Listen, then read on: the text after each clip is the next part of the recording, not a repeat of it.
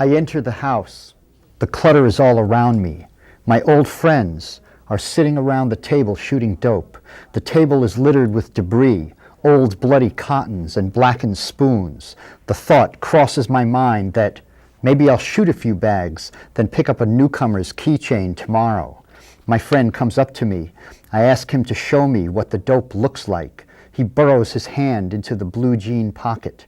The jeans are stained with blood, ashes, and what might be coffee. He retrieves a small packet from his pocket. I notice that 2 of his fingers are being eaten away. There are lesions on his arms and abscesses that ooze a yellow, thick liquid from volcanic holes above the veins on his arm. His other hand is a rotting stump, and as he smiles at me, a blackened tooth falls from his mouth. I can smell him. He is old meat that has gone too far. The pores on his face open and close like tiny mouths and drip with the same substance that crawls from his abscessed veins. I notice freckles on his face, and then I see that they are spotlets of old blood that has spilled from his skin. He holds the bag in his good hand. I can see grayish crystals moving about underneath the glassine surface of the bag. It resembles the old bathtub methadone that I shot during the late 60s. He holds the glassine envelope tightly between his 2 good fingers. It doesn't look like dope. It looks like that old peanut butter meth that turned into oil slicks in the water before we draw it up to shoot it, I say to him. His pupils fall into my eyes, and I can feel the invasion as he says, "It's the junk that's around. I do it all the time, and it doesn't hurt me." A shudder of repulsion hits me at the same time that the yearning bores a hole in my gut. "There's a bunch of new stuff coming in soon," he says. Then he walks back to the table. I walk outside because I cannot catch my breath. The air is fresh all around me, and the country blooms with flowers and sparkling green growth. The sweet scent of blossoms is thick in my nostrils, and the sun is warm on my skin. A hummingbird dips into a flower right in front of me. I look back at the dope house. The windows are closed. The blinds are down. Nothing moves. When I first went to prison, I was locked up. I'm with some other people here who served a lot more time than I did. I was in prison for a little over 1 year. And when I walked in, I felt the immensity of the time that was facing me. I was looking out the window at the leaves changing. The leaves were changing color, and I knew, and I felt deep down inside me that next year, at this time, I'm going to be looking out these same windows, watching the leaves change. You know, the other 2 men here, Dwight and James, that are here, they watched it like this over and over again.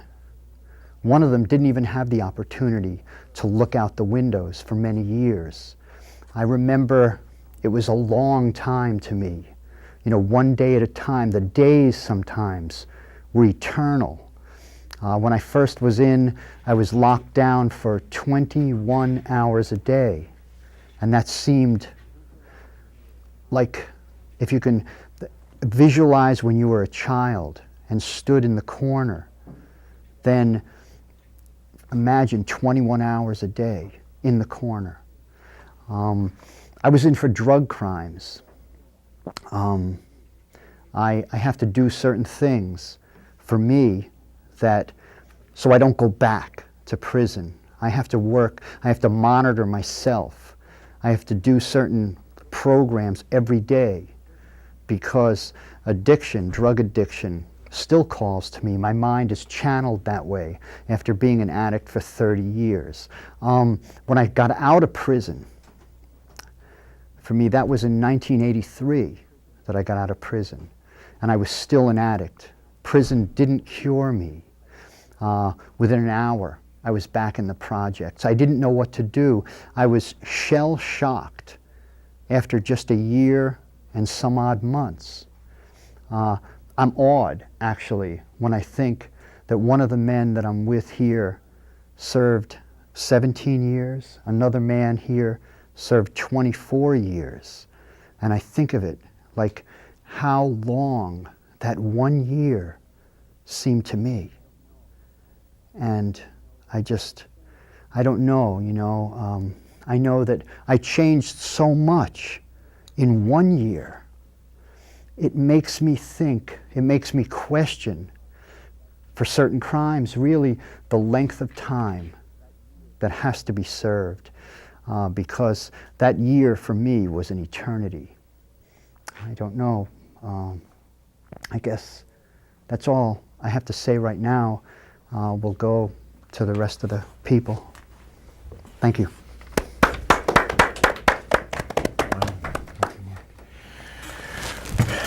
Any questions or comments to Mark Goldfinger? Well, I guess that's what the whole experience of prison is supposed to be about. It's like to take you away and lose your freedom and lose that thing that you just sort of take for granted. I certainly don't take it for granted anymore. But also, I still feel like an alien on another planet because I was away for so many years. It is a new life for me because the person that went in is not the person that came out. But I'm the one that changed myself with some, help from the government that used to be. I got an education while I was in prison. I'm not saying that I should get an education. I mean, education, why should you get an education? Well, because it helps and it makes a difference. And it beats having the person just go stand in your closet and live in your closet and see if it makes you a better person. You have to stimulate the mind to make that person change. I think prison is about something that people don't quite articulate in spite of the fact that there seems to be new virtue in vengeance, and people talk very proudly about hating people and wanting to see them killed and wanting to see punishment without end for virtually any offense. In terms of the 17 years of visiting I did, the 4 years of working inside with 150 men convicted of homicide, and in terms of the work I do professionally now, and living with somebody who spent many years in prison, what prison really is about is making people psychotic. It's about destroying people over time. It's about driving them crazy. I think particularly you see that when people get beyond the 15th year and then beyond the 20th year, something happens to the person that even the person is not aware of because people adjust in order to maintain their balance. I'm sorry, Beatrice? By the way, this is Jill Brotman, who is, want to tell people your title? I'm the Criminal Justice Coordinator for the American Friends Service Committee, the New England region. And why tell people what you're doing now? Dwight Harrison? My name is Dwight Harrison, and I live in Somerville. I'm a Somerville resident, and I work in a school that helps juveniles that have been kicked out of public schools. Wow. And I also do, I'm on the special advisor on the Criminal Justice Committee at the American Friends Service Committee. I came out, I made a choice to be a builder or be a destroyer. I decided to be a builder. And I'm trying to put back into my community good rather than bad. Good. I had one question with Beatrice. I had one first. Beatrice, tell the audience who you are. This is Beatrice Alba Del Rio. I'm Beatrice Alba Del Rio. I'm an attorney. I have my own practice, and I work particularly, one of the areas in which I work is with juveniles, with abused and neglected children. And I wanted to ask you, Gilles, when you said that the prison makes people psychotic, what what would you propose to change prisons so that's not what happens? Because I think prisons should be the place where people are rehabilitated and not where. So what changes would you propose? Excuse me, but rehabilitation is a fallacy. I want to tell you that right now. There's no, I mean, just from the point of view of the administration, they don't rehabilitate anyone. I mean, like Dwight pointed out, you rehabilitate yourself. I mean, it's a personal decision that you have to take yourself to rehabilitate yourself and change yourself. You choose to go to school and get an education, or to go down to the library and get some books, if there is a library, or if there is a school, you go down there and you get some books and you read yourself. So You with study your yourself. experience, what would you propose as something to improve prisons? What Well, would you can propose it should be anything there? you like, No, I'm it's just asking that- you, with your personal experience, Well, what would you propose? what would be the point of proposing anything when they're not going to do it? That's the point that I'm making. I think that It's the, important, actually. It's important, but I they're think- not going to do it. the conversation, which you should introduce yourself. James. I should introduce Thank you. myself. Thank you, I'm James Mescal, and I'm a barber. I've been cutting hair for over 20 years, and I probably won't have a job on my other job because they'll see me here and they're talking about this and that and the other. And I do security work at night. And you're not supposed to have a criminal record, but that's beside the point.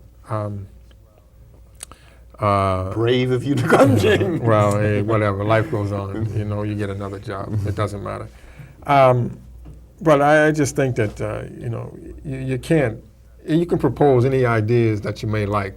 That's for the better of the system. But they've been in that business for a great many years, and today, quote unquote, the business is about making money. It's about nothing else. So they're not concerned about what would make it better from that point of view. I have one question, and then we're going to move on to someone else presenting and keep the conversation going. Right. But I've just met James, and Dwight I've known. I taught Dwight in prison, Right. and I at least am extremely impressed with both of you, and who've both served long terms. And at least on the surface, you seem like wonderful people to me, both of you, who I would love to be friends with. And we are becoming friends. And we just met, and we perhaps can become friends too. It doesn't seem to me that you two, or Mark, who was in prison for a year, it doesn't seem to me that, it seems to me that because I know your story, Dwight, that you're in way better shape than when you went in. I don't know about you, James. You seem to Well, be like of you seem to be in course, good. that's right. You seem to be in good shape now. Like Well, I mean, you know, it's kind of like a general thing. You don't go in, you don't come out the same person that you went in as Dwight pointed out. I mean, you don't. I mean, you just serve time, and you go through a number of experiences and changes, and you know, a mind growing, maturity, so to speak, that you go through. I mean, just by the evolution of time. I so mean, something you're good, gonna change. in spite of the horror, something good happened to Something you. good. I mean, and to you too, would you say? Well, I think it happens in Suffering Suffering. creates change. But does Yeah, that it sure but does does. that make it okay if you're a visitor and you have to have the experience of changing your tampon in front of a guard and handing over a used tampon for the guard to examine? This has always been done at Walpole and is now spread to other prisons in the state since Weld has changed prison policy so much. This is a horrible experience. It is very much like being raped. I can assure you it's not something anyone wants to do or would volunteer to do. Did it make me a stronger person? Yes. On that happy note, we're just going to keep this conversation going, but if someone else would like to either here or on stage present something. Well, I mean, when I first went to prison, I mean, it was like in the same, using the word that Dwight used earlier, alien. I mean, you're taken out of one environment and you're put into another environment, an alien environment, because I've never been to prison before. So what was that first, do you remember? It's so long ago. What were those yeah. first days? I mean, What were those first days You know, like? there's this long corridor, which is Walpole State Prison at the time. It's now called MCIC, the Junction, but it's still Walpole, regardless of what name they call it. And it's just a long corridor with a series of doors off the corridor. You know, there's the child hall where you eat at, the barber shop, the deputy's office, the superintendent's office, the library, the gym, the yard door. I mean, it's just one long corridor. And, you know, that was my first impression of it. You know, and it was like dark because it was like it wasn't even an off-white color. It was just more like a vanilla color. So it was dark, the lights weren't bright. And so this was prison, this was Walpole. And that was the upstairs main population area, but downstairs where you were first received that, there was the new man section. And they hold you in a little small cell, and it's all gray in there, and it's a little light bulb, and there's a stack of magazines in the corner of the cell, and they say life on it, especially if they know you got life sentence, they'll put that in there on purpose. So, that's the experience, that's how you're introduced to prison. So if you go in on a Friday, you stay there till Monday.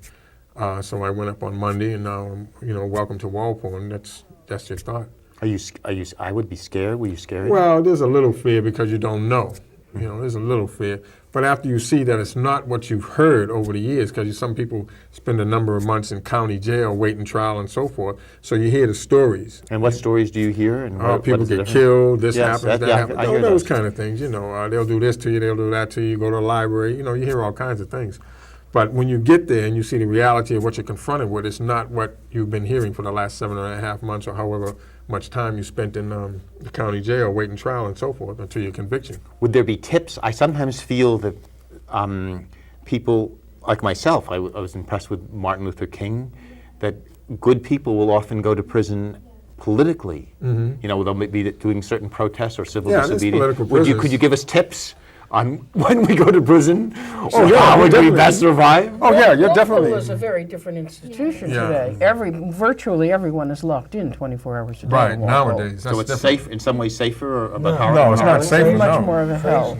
It's a lot crazy. No contact visits. The taxpayers had the good fortune to spend, they were not requested to do so, to spend $500,000 in order to reconstruct a visiting room where no one can ever touch each other again, meaning there are parents who will never touch their children again because they will do life at Walpole. Children who will never touch their dads again. Walpole went from being a difficult but typical maximum security prison underwell to being a place that's kind of like an eternal hell with no programs, no education, no religious services. Light is no longer. Everything is gone from Walpole. Nothing is at Throughout the prison Walpole. system.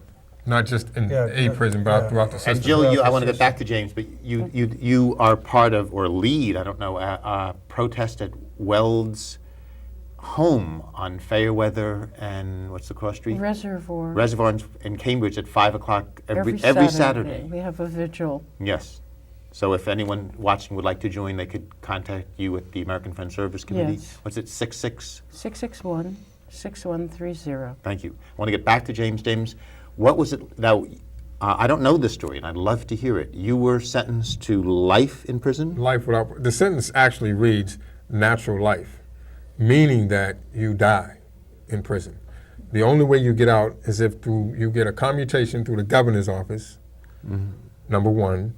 Number two, you go to court, that's the commutation process. Number two, you go back to court by way of the appeals process, or at the remotest, you die or you escape. Now, when I was in prison, I never asked this question, and feel free to pass on it, but would you want to tell us what you were in prison for? I killed somebody. Wow. You want to tell us any more about that, or is that enough? No, I mean, it was an accident, and it was a gun, and... Accident in what way? Well, the gun went off, and the bullet went through the gentleman's heart, and it killed him instantly. And why were you in that situation? Well, I had a gun with me from a previous situation I was involved in that night, in an argument with another individual, and I went and got a gun, and the situation got resolved, and I still had the gun with me, so I had to go see someone else later on.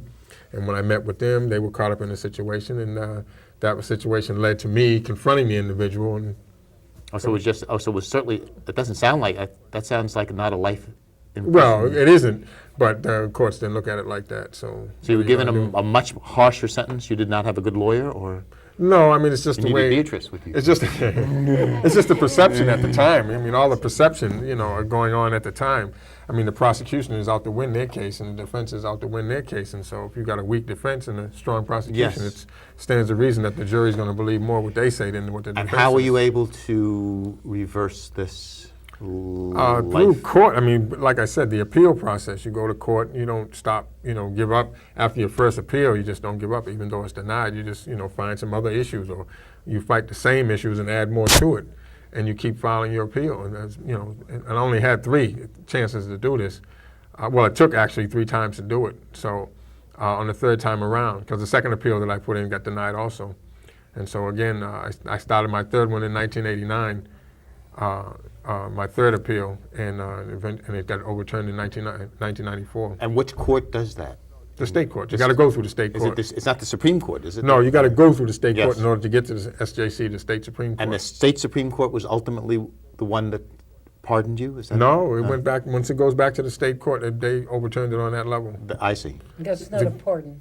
It's not a pardon. No, this I is just- understand. They overturned the conviction on the basis of the errors of law that were made and so forth. And you told me while in prison, you eventually turned from someone who was bitter to someone who doesn't seem to be bitter at Yeah, I all mean, now. you go through a bitterness. I mean, you want to kill the judge, the lawyer, everybody, you know, the jury, the witnesses, and anybody that, you know, had something to do with your trial and you're getting found guilty.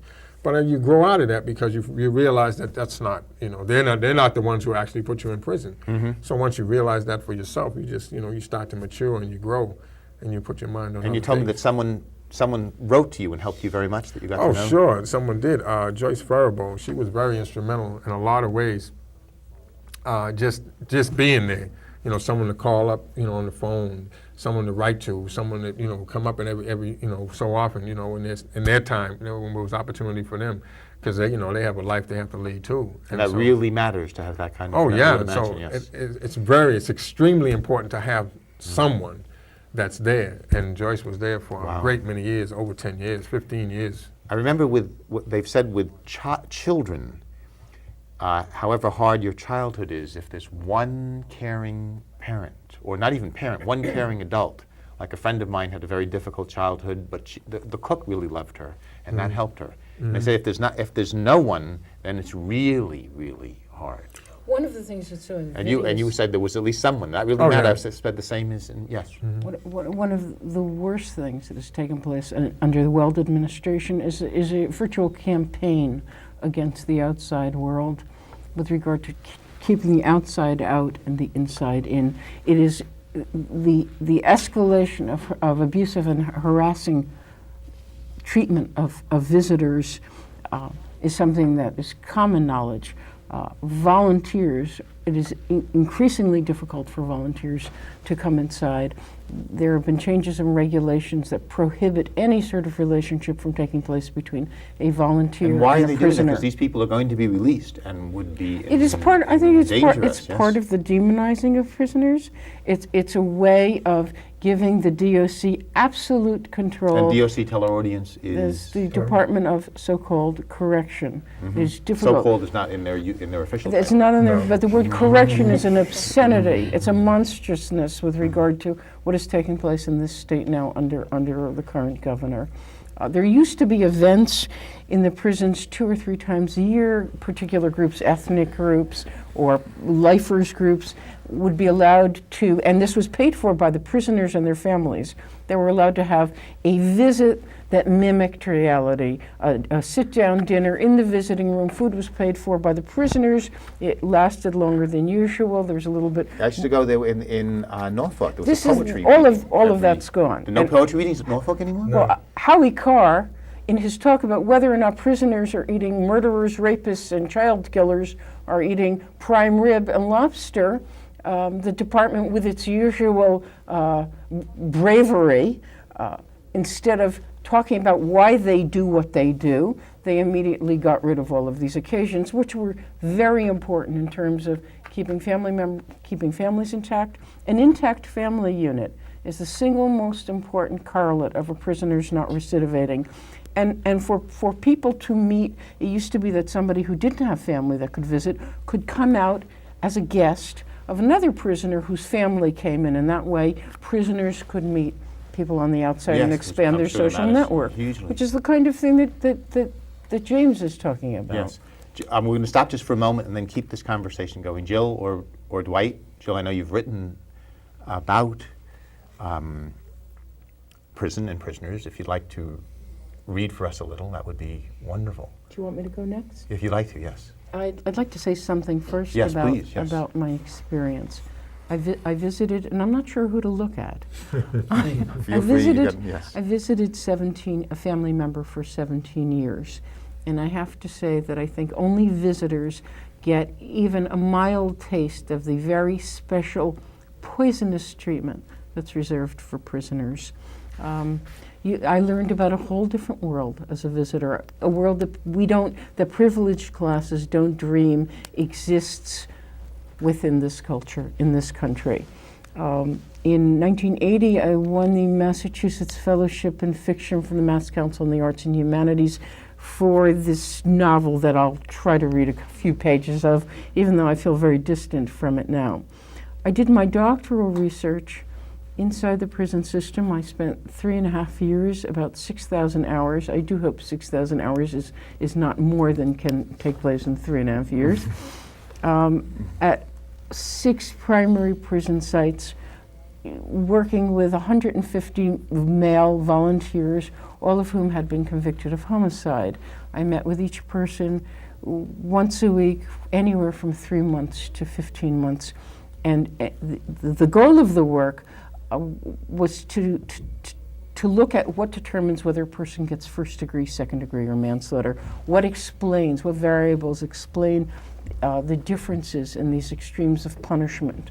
And just explain to our audience the difference in punishment, first degree, second degree. In Massachusetts, yes. First degree, which is one of 3 categories, premeditated and intentional, or And gets life in prison without or parole? cruel and atrocious, or within the process of a homicide that takes place within the process of a felony already punishable by second degree life imprisonment. These 3 categories make a person eligible for a life without parole sentence. Although it's very complicated because in the case law they have determined that premeditation can take place within seconds of the commission of the crime, which is not what lawmakers historically had in mind. There are a lot of statutes nationwide that read murder by poisoning or by lying in wait. Clearly, the lawmakers were talking about the element of time, a reasonable period that elapsed between the conceiving of the homicide and the committing of the I homicide. taught one man in prison who caught his wife in bed with another man, went to his bedroom and got a gun and killed at least one of them, and was given life in prison. Well, part Because of they that said is going to his room. you're talking was about life premed- without parole. Yes, without parole. Going to his room, they said, was premeditation because he. In other well, words, and the other. Well, I was like, a situation happened to me 10 years ago where my wife left a treatment center. I was in a treatment center, for my addiction. She left with another man, and I went out and I went crazy. I was crazy with my addiction, and I laid in wait, and I was going to kill him. I had a chain and a knife, and my intent was to kill him. And then when I calmed down after I realized I was out of my mind, and I went back to the treatment center. But if they had come, that would have been premeditated murder. It certainly would have been. And So, one but of I the was in a things- rage. I was in, I wasn't sane.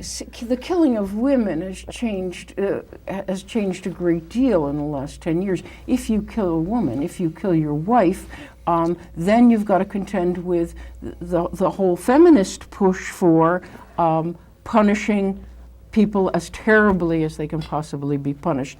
And so then it's not so much premeditated and intentional, but maybe it's cruel and atrocious. This is a political change.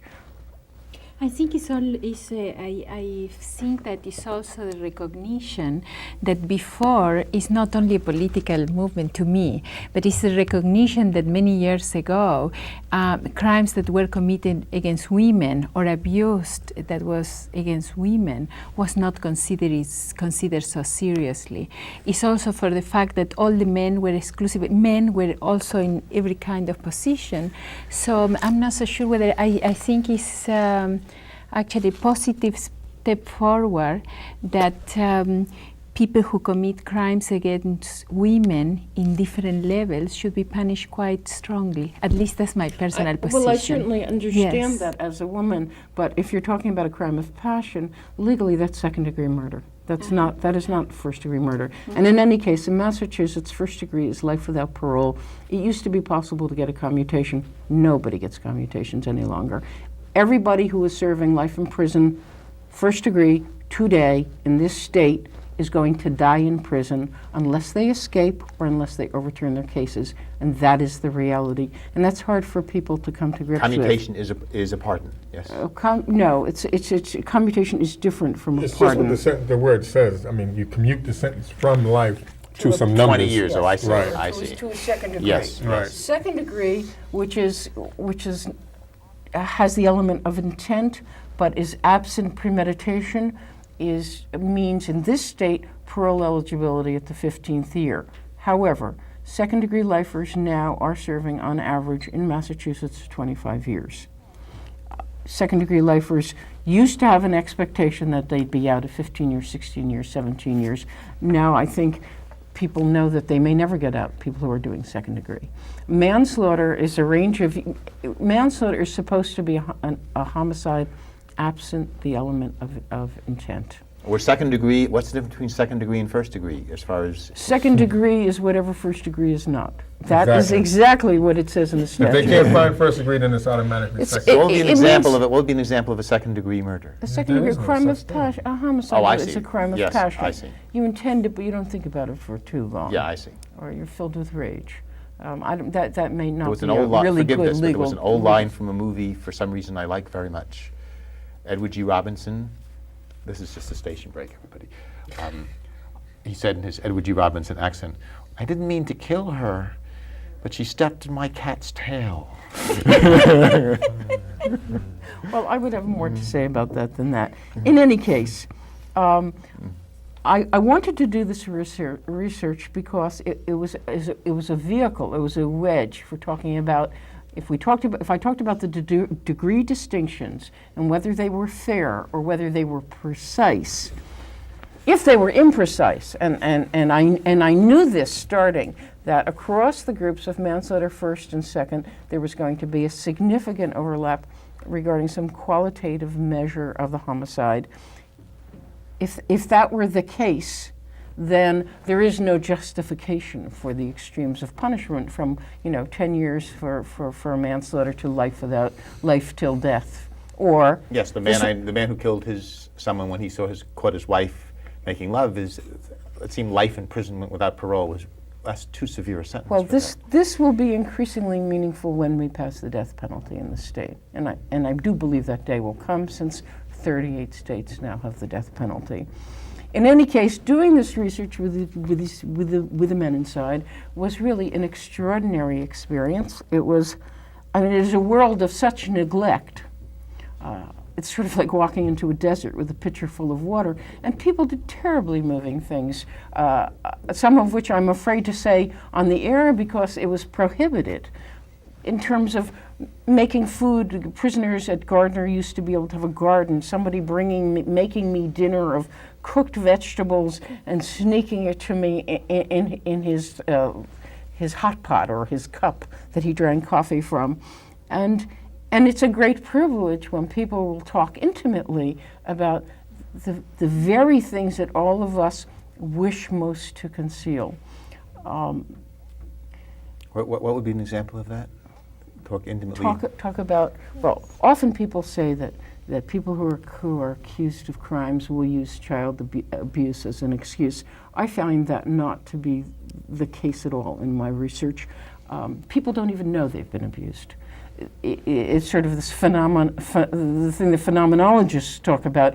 You are, what you grow up with is what you know. Yeah, I That's found that what you too, believe yes, is yes, right. yes. People would describe horrendous abuse and not even know what they were speaking of. I can recall crying and thinking, is this right? Is it okay to cry? The tears rolled down my cheeks. The stories were so horrible. So that kind of thing, and also talking about the homicide. They would talk about the homicide. That was part of the, I mean, it had to be part of the Part of the work. criteria to You had to be willing to do involved, that to yeah. participate in this research. And it was one of the reasons why I met with people for a long period of time, because no researchers I think are absolutely without ethics. They go in and they steal people's souls. And I felt that if I were going to do this, I had to meet with people as a person. And and act like a person, and people responded with extraordinary gratitude for the smallest kindnesses. I found it a difficult environment in which to work because I was perceived, if I was perceived as being on the inmate's side, I was subjected to constant verbal abuse and harassment by the guards and by social workers, who one would expect to be, I thought social workers are So good people. What would they say? They were horrible. They were horrible, and they were horrible to Yes. me. And every time I went through the metal detector, I was I had to listen to vitriol on the subject of sex offenders, the death penalty, how horrible everybody in prison is, and how sad the lot of a guard is. And frankly, I don't think it's so sad. 2 houses, 2 cars, a boat. You know, come on, how bad can that be? In any case, it was, and when I was perceived as being one of the group, I had to listen to stuff, a constant barrage of ridicule directed at inmates. I really don't know. I never knew if the men that I worked with had any idea what was said about them. Oh, we know. It was so. read in the paper they were every day. No, but ridiculed in terms of what you wear, who visits you, the size of the Yeah, women. we know for the most part. Just you read the Herald and Howie Carr. He just has a litany of things to say about us all the time. So we just know, just in general, that we're always talked about. Well, it was but they even don't- knowing that but- it was absolutely horrifying. But there's no way horrifying to, me. the only way you can do it is like what we do now. We come out of prison and we do what we're supposed to do, what everybody else is supposed to do, but we really do it. I have a strong sense of moral ethics. I have a strong sense of what the Constitution means. I know what life is about, because I've been in life and death struggles. I've been in stabbings in prison. I've been tortured in prison. I've been through all those things and survived. And it's made me a stronger person inside, a more patient person. Not because, that's what it takes to make me this way. It's just that I had to deal with the situation, and that's where I went from there. And I grew from it. But there are people inside that don't get any kind of help, don't have any socialization, they don't get counselors, they don't get anything, so they're just in there having a dialogue with themselves. And, no one tells them right or wrong. I read philosophers, religion, I read all these things on my own. May I ask a question? To me, because I don't do criminal law, I work with minors who have been abused and neglected. So I was wondering if, in one sense, because you said that you work with children who are kicked out of school, or nowadays, or counselor, how can we help children? Or do you think that your childhood, or what had happened to you when you were a child, had anything to do when the situation you reached that you went to prison? Well, I think you have to really care.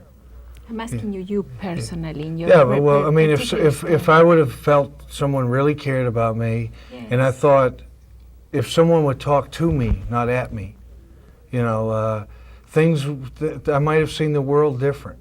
So today I talked to these kids, and and then I can tell them, hey, this is what happened to me. I said, I know it's not you, but try a different way. Any kid who works with Dwight is lucky, and yet David Armstrong's series in the Globe has made absolutely certain that anybody who has a criminal record is not going to be able to work with juveniles. The most gifted people in the state who are working with juveniles are all ex-cons, and when they start tracking them down and finding out where they're working, they're not going to have anyone to work with the kids.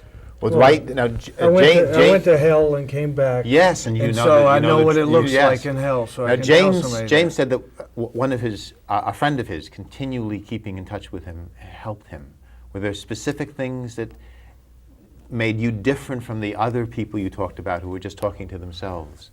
Like you said, you were in solitary for 7 years. Is that? Well, almost 8, but my thing was I was not going to be broken.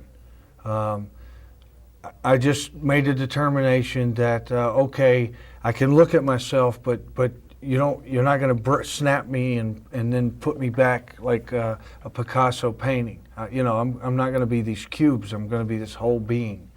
And so I had struggles. I mean, I struggled with authority. I openly defied prison administrators, wardens, everything.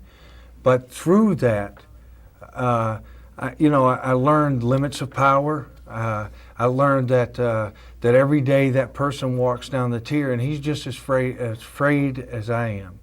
But the difference was I knew who I was and I wasn't pretending. Here's a person, because most people, they go through these roles in life and they pretend. Well, my life was pretty much, hey, I'm at the bottom and it's only up from here. Wow. So Exactly. I mean, you got to look at it like that. I mean, especially when you have a life sentence, because you don't know when you're going to get out. So you're confronted with that reality. Everything is right now. This is it. You know what I mean? Every day. That's how you look at it. And you had to deal with it like that. I mean, like he said, it's you against them, them against us, or, you against me, me against the world. You're not going to break me. I'm going to come through this. You're just not going to do it. Not to me. I'm not going to be one of your statistics. I'm not going to be one of your casualties. The whole 9 yards. You men remind me of Nietzsche's famous statement, which was not true for his life, but seems to be true for yours. He said that if it doesn't kill me, it will make me stronger. Exactly. I mean, well, it also the big thing that everybody is forgetting about is people hold you accountable. Prisoners are the only ones that are really held accountable. Politicians aren't held accountable. Their slogans change with whatever thing they want. Well, it's like, hey, my word is my bond. I'm only as good as what I say. And if I violate, the only thing I have in prison is my word. What would be an example of keeping your word in prison? Well, if I say, yeah, I can help you, no matter what that help means. If I say you're my friend, that means if you're over there fighting for your life, I'm going to be there helping you. And knowing fight you for your probably life. did that, yes? Well, I have, yeah, because those are my real. That's why I say, I have very few real friends.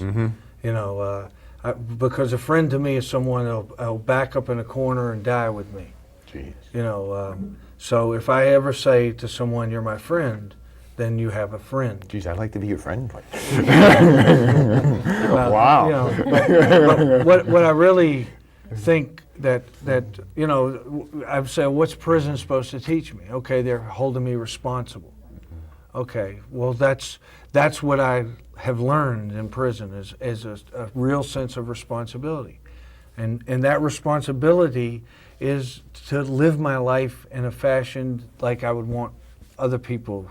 I mean, it's like, how would I be? How would I want? Would I want that happen to me?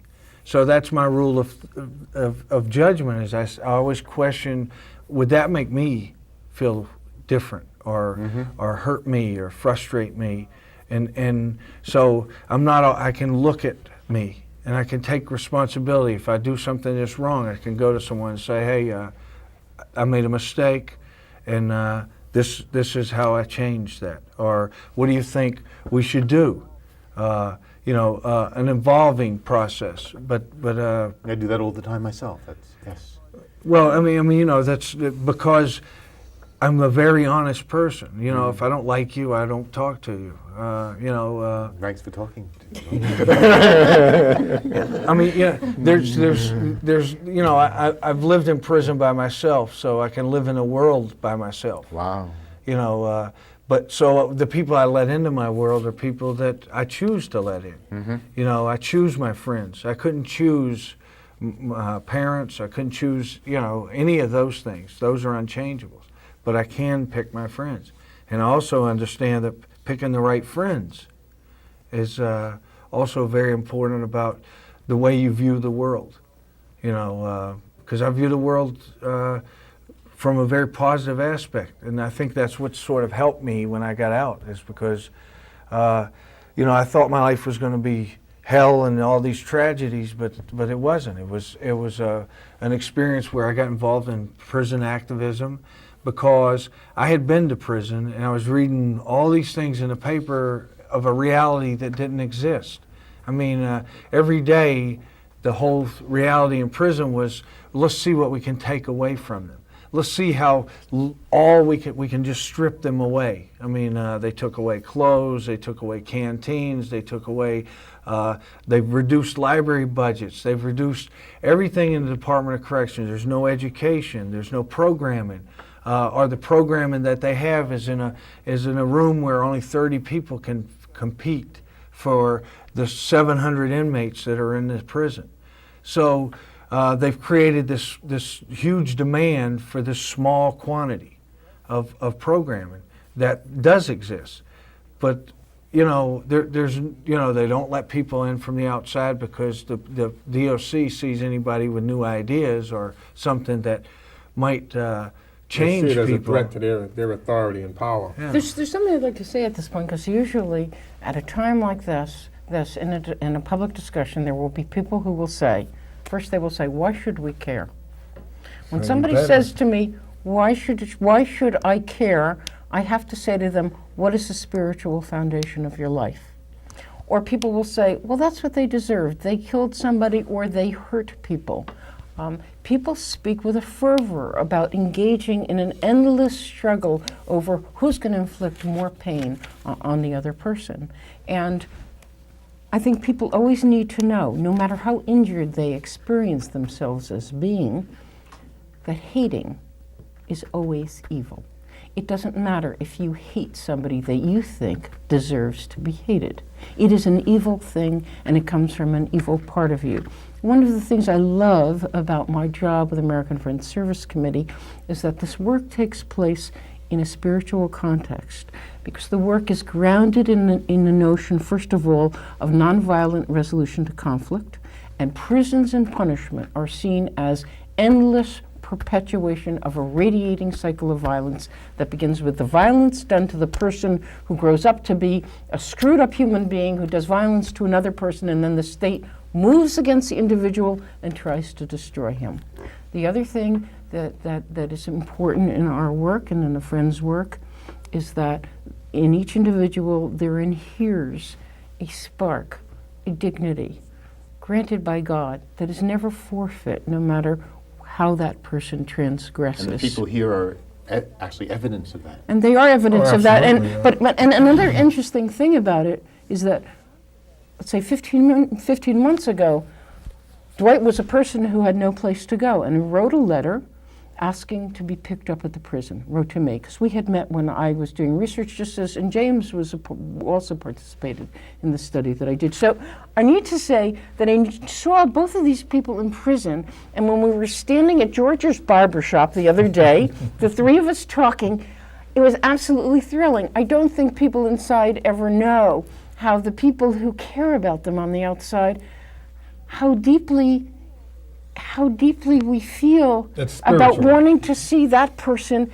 in the outside world. And I don't care what that person did 24 years ago. I mean, it's important that that person not be at risk and society not be at risk, but who am I to play God with other people?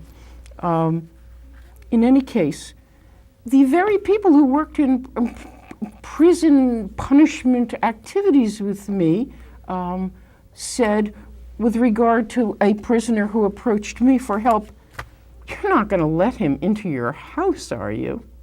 And that's really where it begins, in here for each individual. Every person coming out of prison needs a community to receive them. I just wanted to start over. I had this, Exactly. I mean, you want to start your life over again, and it's just like that. I mean, it's just like you was born again. I mean, especially after a long time. There's no two ways about it. Well, I mean, you come out, and I mean, everything is new. You have this motivation. You have this get up and go, and you want to do these things, and you want to live life, and you just want to experience things, and you want to do what's real. You want to do what's right.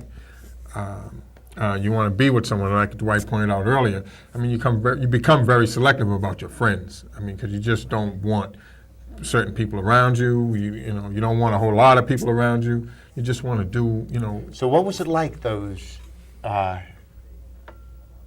first days out of prison? Well, when I was in the courtroom- really was a new life for you? Well, when I All was in the three of them, courtroom, the judge, she said that, she went through her protocol, whatever she had to say in regards to the, the issues in the case and so forth, and do you understand everything that's being said to you, and so on and so on and so on. I said, yes. And she says, well, you're free to go. So I started crying. Because after 24 years, it's like, now you can go. I mean, that's how I went in the system. They just took me off the street and put me in the system. So now it's the same thing. They're taking me out of the system and they put me back on the street. It's like, well, what am I going to do? Well, I had a friend with me, and she stood there and she was watching me cry, and she says, let's go. So we leave. And now I'm free again. I wasn't even out the building, and the court reporter was in my face. What are you going to do? What are your plans? And, from the Herald, Take a deep breath. But, it's scary because I'm downtown, and, you see all these cars and people and buildings, and it's like, what's up? Where's the car at? I don't know. What do you don't know where the car is? Now I got to take charge of the situation because she doesn't remember where she put the car. And this is, I'm thinking about, wow, after 24 years, I got to take charge of the situation because she doesn't remember where she put the car. I said, well, what did the building look like? We went through all of that, but we got to the car, we went to dinner. And it just felt good being, perceiving what's normal, because it was like, what do I do? Oh, this is what you do. You sit down, you eat. You go to, you go to the restaurant, you sit down, you eat, and you got to remember. You got to teach yourself all over again. You got to go real slow. You ask a lot of questions. Well, do I do this? Do I do that? Such as what would be? Yes. Well, social. I mean, you re-socialize yourself. I understand. So, what kind of questions do you? What kind of questions do you ask? What kind of car is that? I mean, what is that person doing over there? I mean, is the fork supposed to be on this side? I mean, who do you see to go order? Where I was, they didn't have napkins, so Yeah. that was new. I mean, there's a for lot of things, little things that you that you Yes, just I would don't imagine, remember. like coming to a new world. It really is a new. It's funny, these religious themes, like when Dwight was speaking, it was really the golden rule. You want to treat other people. Exactly. And for both of you, it's a rebirth experience. Yeah, I mean, religion plays a focal part, especially in my it's a life. spiritual Yeah. experience. For all three of you, Yeah. Yeah. Yeah. Yeah, it Religion is. definitely plays Because a you're part. locked in a cell with your worst enemy or your best friend. Which Yeah. is Yourself. Yourself. Right, exactly. That's right. Boy, is that true. That's what you learn. I mean, you learn to really look at yourself honestly. You have to. Because you can't escape. You have to. When that door slides shut, There's nobody in there but you. that's you. And it seems that the three of you, I don't know about Jill and Beatrice and I, the three of you have learned to be friends with yourself. Oh, yeah, you have to be. Yes? Yeah. You've Yes. learned Well, I to be like friends. who I am. I love who I am. Wow. Yes. I do think, I feel as though there's some sort of post-traumatic stress disorder. People have problems with their sleeping, they have problems with their temper. Yeah. It's Panic attacks. it's really, Anxiety. Yeah. Yeah. and it's easier to be, you can think about these things from a distance and want to help people. Living with it is somewhat different. For the first 9 months, I mean, it's like, my mind wasn't even out here. My mind was still in prison for the first 9 months. I was out here physically, but my mind was still in prison. And by that You're you thinking mean in prison concepts. such as You come out yourself and you're on the defense all the time. Every day when you come out your cell, you're always on the defense. You don't know what's going to happen, but whatever happens, you're going to attack if it happens to you. you're going to attack. Yeah, exactly. That's the prison thinking. What would be an example? What would be an You have to example? be paranoid. I mean, So what would be an example of attacking if something? If happens? somebody approaches you in a negative What? way. What'd you say? What would be an example? Well, That's just like that. That kind of thing, exactly. Yeah. What's your problem? You got a problem with me? So you just stand your ground. Every day it's like that. So, you live with. So, what I'm saying is that for the first 9 months while I was physically out here, my conceptual thinking was still like that. And then one day I went to sleep and woke up and it was no longer like that. Wow. What did you know? What triggered that, or what contributed? Just being out Just here, time just again. socialization, Yes. re-socialization, being out here amongst people and socializing again with people out here who are doing different things, Yes. who don't think in terms like that. Yes. Where they got to come out their house every day, and even though society today may look like it's coming to that, you come out and you start interacting with people. And for some of us, the transition doesn't come as easily No, as it doesn't. others. You know, It doesn't. that's It why depends some on your people, own- right. you know, like It depends on a person's own state of mind, you know, in regards to where their head is at and how fast they make the transition. I don't know, I can't compare it to anyone else. I mean, it took me 9 months to do that part of it, and that's only the beginning of it. So, I mean, there's still things that I got to go through psychologically, just in the adjustment process, because that was just the first initial Yes. phase of it. Yes. May I ask you, Sure. the three We of have you, about a minute and a half, gang. Okay. what would prevent you from committing the same crime you committed before? Because the experience of it is like, you know, you don't want to do that again. You don't want to risk doing that again. And you don't want to risk having anybody do that to you again. And you will take it to the ultimate to prevent anyone from doing that to you again. That's my personal opinion. You know, I will remove someone from this planet if they ever talk to me again about putting me in prison. Plain and simple. In the end, for me, my addiction was my prison. And if I don't pick up the drugs, I won't go back to that prison, which will lead me back to the other one. I care, and you know, that's where it's at. I mean, I care about other people. I care about you know, people that aren't doing too well. But also, you know, prison is the punishment, not a place to be punished. You know, Prison in and of itself It is sure the punishment. is. So Regardless. you don't have to do anything else. I mean, you don't have to humiliate people. Give people in prison dignity, because that way they'll come out as with dignity and can try to fix their lives back together and work towards building a community. On that wonderful note, thank you all for me, and I would imagine for Beatrice. This is extremely informative, and I was very moved and privileged to be with you. Thank you. Thank you all. You're welcome. Thank you. Thank you. Thank you.